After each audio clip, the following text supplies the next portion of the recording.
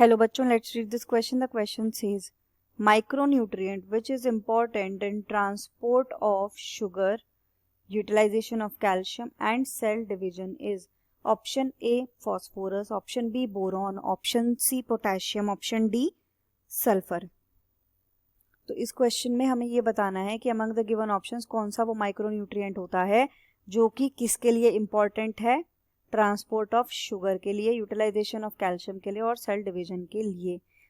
तो यहाँ पर जो हम की कॉन्सेप्ट इस्तेमाल करेंगे, हम जानेंगे element involved in given functions, involved in given functions. और स्पेसिफिकली हमें कौन से एलिमेंट के बारे में जानना है, माइक्रोन्यूट्रिएंट। मैक्रोन्यूट्रिएंट और माइक्रोन्यूट्रिएंट दो कैटेगरी होती हैं।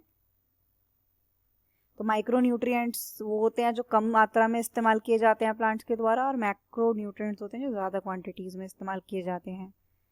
तो अगर हम माइक्रोन्यूट्रिएंट्स की बात करें तो माइक्रोन्यूट्रिएंट्स में हमारे, हम सबसे पहले देखते हैं कौन कौन से एलिमेंट्स आते हैं। तो माइक्रोन्यूट्रिएंट्स में हमारे आते हैं आयरन, मैंगनीज,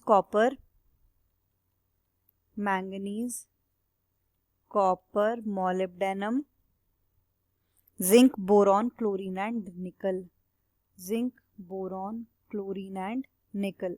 तो अगर हम यहाँ पे ही ऑप्शंस की बात करें तो फास्फोरस, पोटेशियम और सल्फर, ये तीनों ही माइक्रोन्यूट्रिएंट्स में नहीं आते। क्यों? क्योंकि ये हमारे मैक्रोन्यूट्रिएंट्स होते हैं। ये वो एलिमेंट्स हैं जो प्लांट को ज़्यादा मात्रा में ज़रूरत पड़ती है, राइट। तो इनमें से हमारा यहाँ पे हमें ऑप्शन डायरेक्टली और इनडायरेक्टली यहाँ पर मिल गया है बोरॉन, क्योंकि स्पेसिफिकली मेंशन था माइक्रोन्यूट्रिएंट। अगर हम ऑप्शंस में माइक्रोन्यूट्रिएंट्स के नंबर्स देखें तो इनमें से phosphorus, potassium, sulphur rule out हो गया है। Now coming to the functions of boron.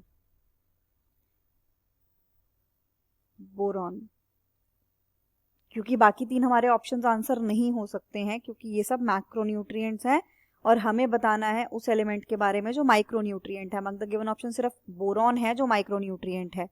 तो अगर हम बोरॉन के फंक्शंस की बात करें तो बोरॉन के फंक्शंस हमें मिलते हैं। एक फर्स्टली हमें मिलता है कि बोरेट या टेट्राबोरेट की फॉर्म में एब्जॉर्ब होता है। ये हेल्प करता है एक्टिव सॉल्ट एब्जॉर्प्शन में। इसका रोल होता है एक्टिव सॉल्ट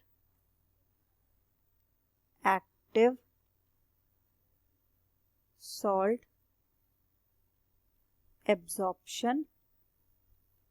देन इसका रोल होता है फोटोफॉस्फोराइलेशन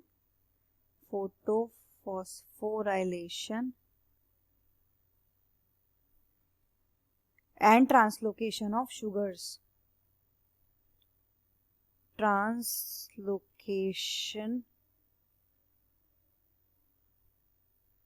शुगर्स। इसके अलावा ये हेल्प करता है utilisation of calcium ions, utilisation and Uptake.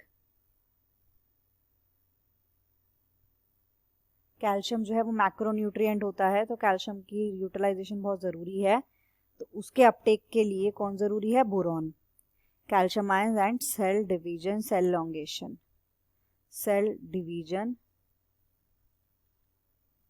Elongation and cell growth.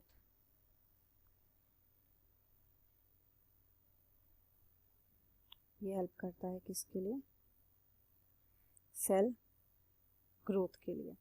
तो ये सारे फंक्शंस बोरॉन के होते हैं। तो यहाँ में हमारा आंसर मिल गया, वो है ऑप्शन नंबर बी।